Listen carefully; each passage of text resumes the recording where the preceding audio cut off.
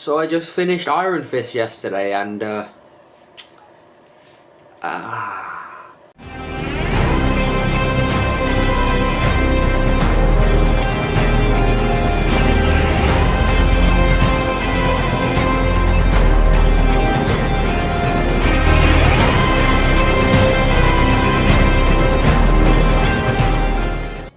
goddamn right. So Iron Fist is the 5th Marvel Netflix show, which introduces Iron Fist, which is obviously the last Defender and the 4th character to be in the Defenders, you know, aside from Daredevil, Jessica Jones and Luke Cage. And if you don't know, I am a huge fan of the Marvel Netflix series. I love Daredevil, I love Jessica Jones, I love Daredevil Season 2, and I really enjoyed Luke Cage. And Iron Fist is like the only Marvel Netflix show that had gotten early bad reviews, and so I was kind of worried. I was like, what have they done? How is this bad? And stuff like that. And a lot of people was like, okay, it's bad because Iron Fist is an Asian, even though in the comics Iron Fist is white. Danny Rand is white. So I was like, I'm gonna go in with an open mind and hopefully I'll enjoy this. But I'm afraid to say that although Iron Fist does have its moments, which we will get into later, this show is a complete tonal mess. And to explain that and clarify that for you, I want to talk about the intro for this show, because I think that every good intro should essentially complement the show and sort of set the tone and show the audience what we could be expecting in the show. For example, Daredevil's intro is like this dark, gritty crime drama. And then Jessica Jones's intro is essentially this sort of moody detective thriller, and then Luke Cage's intro is like this big, loud, badass gangster type thing. With Iron Fist's intro, it's sort of this weird kung fu-y stuff, which is essentially what Iron Fist is meant to be, but we don't really see any of that. And then it's this weird like black ink stuff that could have been done on like After Effects, which isn't great. Like, I mean, it looks kind of cool and the music's fine and stuff, but I just think that the intro didn't do a good enough job of setting the tone of the show and showing us what we could have been expecting.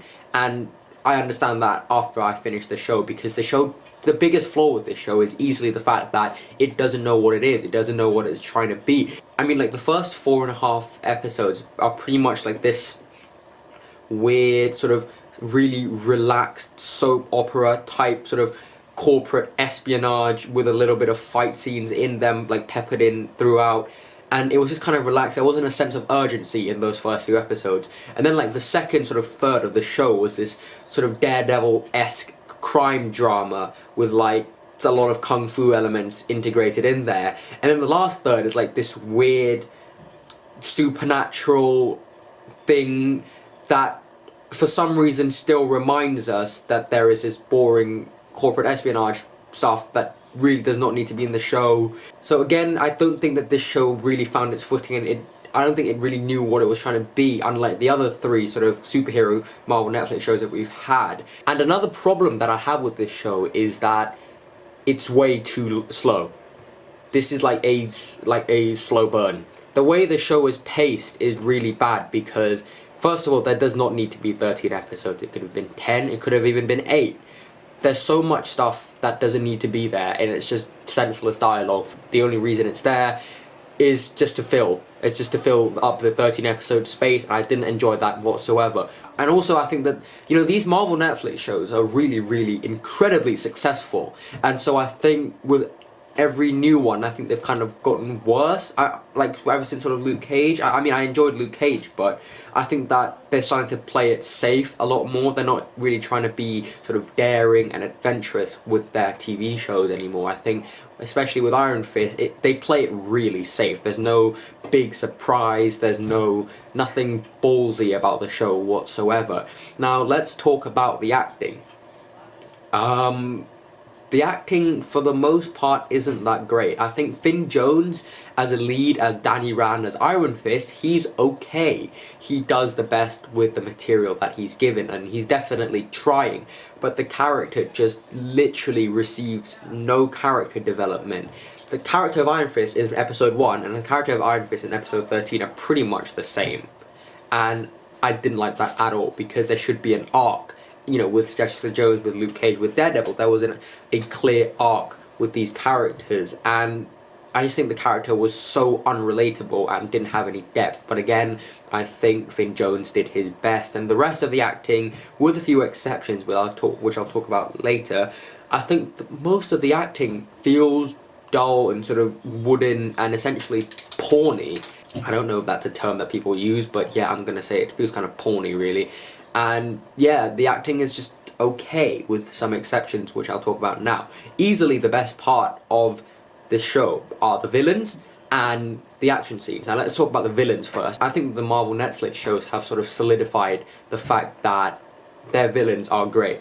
Now there's kind of two villains essentially in Iron Fist, which is David Wenham's character. He plays like Iron Fist's dad's friend who's like a bit dodgy and you don't really know his full motivations, and he's pretty good, but it was just too bad because he was tied to a storyline that I didn't care about whatsoever. But the character was really well portrayed. I thought he had some really great one-liners, and this isn't like a great villain like Kingpin or Kilgrave or Cottonmouth. This was just kind of an average good villain. It was better, I mean, it's better than like most of the MCU villains that we have in the movies. However, Madame Gao, who is in Daredevil, obviously, she's great.